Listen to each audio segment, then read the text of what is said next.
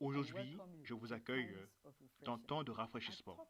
Un sujet intitulé l'alliance du mariage. La Bible, en Malachie 2, 14 dit: Voici ta compagne et la femme de ton alliance. Beaucoup de gens, y compris les chrétiens aujourd'hui, considèrent le mariage comme étant une relation sociale qui peut être entrée et rompue à volonté. Ceci est clairement vu par la manière dans laquelle certaines personnes, malheureusement, entrent dans le mariage et à quelle rapidité elles en sortent. Cependant, il est critique pour vous de comprendre que le mariage est une relation d'alliance. C'est le dessein de Dieu, comme vu en Genèse 2, 18, quand il a amené à la femme Ève à l'homme Adam, disant: Ce n'est pas bon pour l'homme de demeurer seul. Ce n'était pas créé comme étant simplement une relation romantique, mais une manière de modeler l'alliance de Dieu dans sa nature de préservation. Réellement, c'est tout au long des Écritures, clairement, que Dieu est très passionné concernant la sainteté du mariage et la stabilité du foyer. Et vous également devriez l'être. Vous désirez savoir à quel point est-ce que Dieu est passionné. En Jean 2, 1 à 11, Jésus-Christ a participé à une cérémonie de mariage et le premier miracle qu'il ait accompli fut à ce mariage. Alors, il est clair par la parole de Dieu que le mariage est fait à la manière de la relation que Dieu a avec l'Église. Éphésiens 5, 22, qui est aimant d'abord, puis fidèle, et troisièmement, qui est éternel. Le mariage est une institution sacrée. Il est très important pour tout chrétien, en particulier, de comprendre ce fait. Beaucoup de mariages, je crois, seraient meilleurs si le mari et la femme comprennent que c'est une alliance. Et je prie que le Dieu du ciel vous donne une plus profonde compréhension de cette alliance du mariage aujourd'hui. Mais qu'est-ce que le mariage? Récemment, dans un entretien, on m'a posé la question: quelles sont mes convictions personnelles concernant le mariage? Et je vais partager cela avec vous brièvement, maintenant. Parcourant la parole de Dieu, il est très clair que le mariage est une union, la venue ensemble de deux personnes de sexe opposé avec en vue de bâtir un foyer centré sur Dieu. Le mariage est une relation d'alliance unique, ordonnée par Dieu pour un homme et une femme, afin de d'abord donner et ensuite recevoir satisfaction de leurs besoins et désirs saints. Qu'est-ce qu'une alliance? Une alliance est une relation faite partiellement entre deux parties. Le mot alliance a une racine latine par origine, convenant, signifiant la jointure de deux. Un accord contractuel formel entre deux personnes ou plusieurs parties, avec chaque partie étant d'accord sur quelque chose comme prérequis afin de recevoir certains bénéfices. Un grand homme de Dieu, nommé Jacques Effort, a dit et écrit, et je cite: l'alliance du mariage est le lien humain le plus important qui tient ensemble toute l'œuvre de Dieu sur la planète ensemble. Ceci est très vrai. Je prie que le Dieu du ciel vous aide, vous qui écoutez, peu importe là où vous êtes maintenant, à avoir une grande compréhension de cela et commencer à le mettre en pratique, que vous soyez célibataire ou marié. Mais qu'est-ce qui fait que le mariage est une relation d'alliance? Laissez-moi partager cela avec vous rapidement. Premièrement, cela amène deux vies ensemble pour n'en former qu'une. Marc 10, 7 à 8. Pour cette raison, l'homme quittera son père et sa mère et s'attachera à sa femme, et les deux ne deviendront qu'une seule chair. Ainsi, ils ne sont plus deux, mais ils sont une seule chair. Une seule chair. Pas juste un esprit, mais une seule chair. Ceci est très critique. Tout comme accepter Jésus comme votre Seigneur personnel de votre vie vous amène dans une relation d'alliance et une union avec Dieu. C'est ainsi que le mari et la femme sont unis et vus comme étant un devant Dieu lorsque vous vous mariez. Ceci est très clair de la parole de Dieu. Lorsque vos vies sont réellement unies, vous vous aiderez les uns les autres dans toutes les manières possibles afin d'atteindre de plus hauts niveaux spirituels, mentaux, physiques. Cette compréhension nous a beaucoup aidés dans mon propre mariage. À chaque opportunité, je cherche des manières pour rendre la vie de mon mari meilleure. Parce que quand je fais cela, je ne rends pas faveur.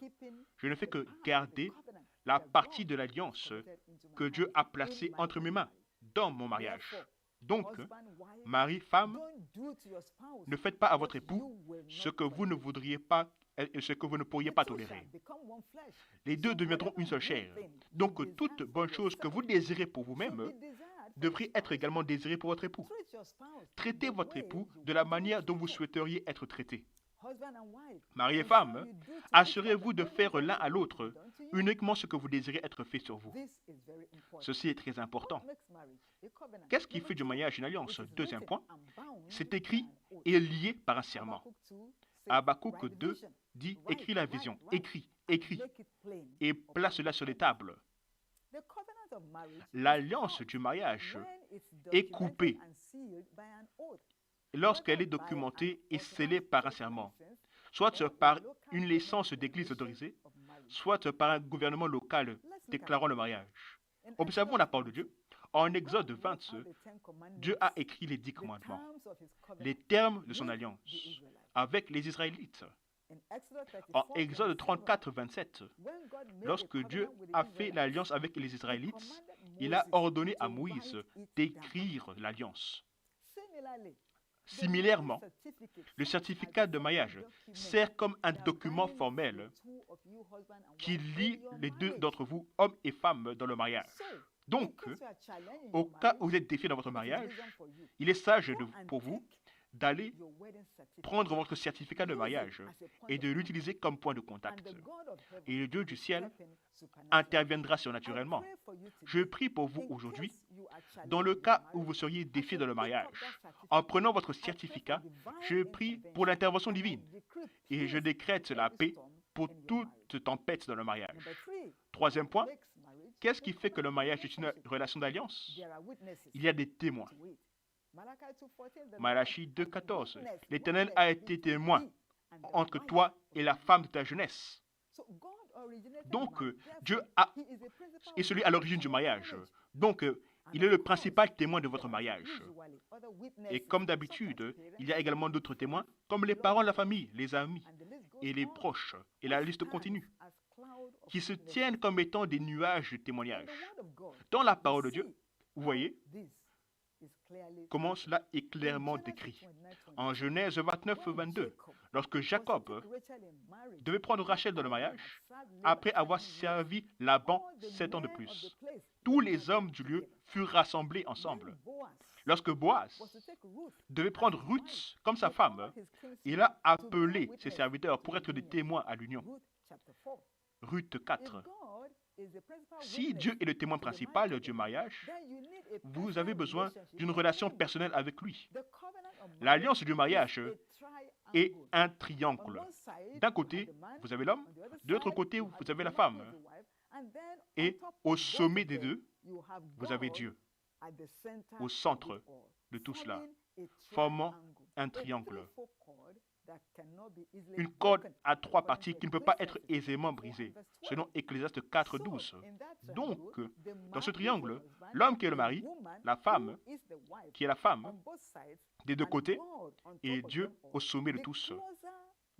Au plus proche vous êtes de Dieu, au plus proche vous serez de votre époux. Ceci est très critique. Votre relation avec Dieu vous habilite et vous rend capable de garder votre part de votre alliance. Votre posture avec Dieu se montrera de la manière dont vous vous traitez entre époux. Que votre attitude envers votre époux montre que vous aimez réellement et que vous êtes en référence en Dieu dans votre relation. Qu'est-ce qui fait le mariage? Une alliance. une relation d'alliance. Quatrièmement, c'est que cela a une preuve. J'aime beaucoup cela. Toute alliance a une preuve, un symbole. Lorsque Dieu est entré en alliance avec Noé, il lui a donné un symbole, donc qui était l'arc-en-ciel. Aujourd'hui, l'arc-en-ciel est toujours dans le ciel. Beaucoup en voyant l'arc-en-ciel aujourd'hui, mais beaucoup de personnes ne comprennent pas quelle est son origine. Cela vient de cette alliance. Jésus, comme un autre exemple, a reçu le symbole de l'alliance avec les hommes. Jean 3, 16. Donc, la circoncision également de tous les enfants mâles furent un symbole de l'alliance que Dieu avait avec Abraham. Beaucoup de gens aujourd'hui circoncisent leurs enfants sans comprendre la marque, la genèse de cela. Cela a commencé par l'alliance que Dieu a eue avec Abraham.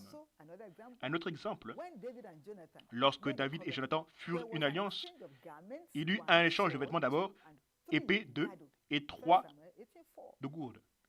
1 Samuel 18, 4. C'est ainsi dans le mariage. L'échange des alliances entre le mari et la femme est un signe, un symbole de l'alliance. Beaucoup de gens échangent des alliances sans comprendre le symbole.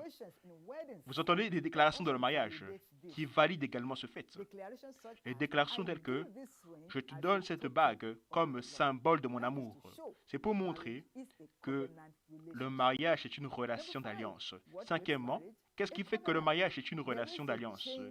Il y a un changement de nom. Ceci est très intéressant. Le nom d'Abraham, dans les Écritures, a été changé d'Abraham après que Dieu ait eu une alliance avec lui. Genèse 17, 5. Le nom de Jacob a changé en Israël, en Genèse 32, 28. Dans le premier mariage, Genèse 5, 2, dit clairement que Dieu a appelé leur nom, un seul, Adam, au jour où ils ont été créés. Donc, la femme prend le nom de son mari comme étant une validation de l'alliance du mariage. Le mari donne à sa femme l'autorité d'utiliser son nom. Ceci est merveilleusement. Donc, Dieu vous voit comme un seul individu, portons un seul nom. L'unité. Donc, lorsque c'est déclaré, voici madame, monsieur et madame ABC, c'est pour montrer le mariage est une alliance. Numéro 6, un repas est servi. Lorsque l'alliance est faite, un repas est généralement partagé. En Genèse 31, 51 à 54, après que l'alliance entre Laban et Jacob fut faite, un repas fut partagé. En Exode 24, 11, l'alliance fut faite entre Dieu et les anciens d'Israël, et un repas fut partagé. Ce qui se tient dans le dernier souper de la communion, c'est simplement la découverte de la nouvelle alliance. 1 Corinthiens 11. Et ça, c'est très clair dans la parole de Dieu.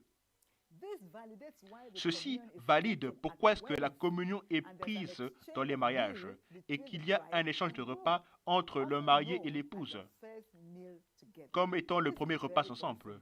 C'est très symbolique. Numéro 7, cela est scellé par le sang. Une alliance est souvent scellée par le sang. En Genèse 17, 11, la circoncision des premiers-nés de toute la lignée d'Abraham a été un sceau de l'alliance de Dieu avec Abraham. Et le sang a été impliqué. C'est pareil aujourd'hui. Lorsque la circoncision a lieu, le sang est impliqué à un certain degré. Exode 12, 13. Le sang sur les portes des Israélites a rappelé à Dieu de son alliance de protection sur eux. En Exode 24, 8, Moïse a aspergé du sang sur le peuple comme sceau que l'alliance de l'Éternel avait avec eux. Hébreux 12, 24, le sang de Jésus-Christ est le symbole de la relation d'alliance que les chrétiens ont avec Dieu jusqu'à ce jour. C'est ainsi que dans le mariage, le premier contact sexuel entre le mari et la femme, qui lorsque c'est consommé, comme cela est prévu par Dieu, invoque la versée de sang, peu importe sa quantité. Cela scelle l'alliance du mariage. Numéro 8, c'est un lien ordonné pour la vie. Marc 19 dit, ce que Dieu a uni, qu'aucun homme ne le sépare. Ceci est très très important. L'alliance du mariage est un engagement à vie. Il n'y a que la mort qui devrait vous séparer. Les Écritures sont très claires concernant cela. 1 Corinthiens 7, 39. Les vœux faits durant le mariage valident également ce fait. Cela a été scellé par le sang. Donc, il n'y a que le sang qui devrait le rompre.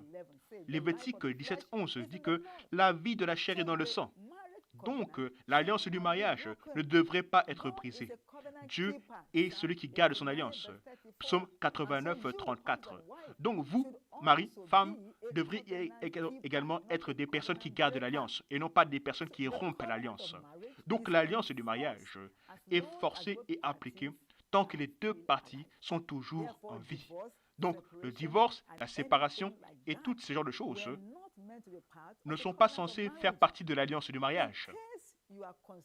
Au cas où vous considérez la séparation, le divorce, et que vous êtes sous le son de ma voix maintenant, peu importe ce que peut être le défi, si vous désirez une solution et un miracle de Dieu, recevez-le maintenant.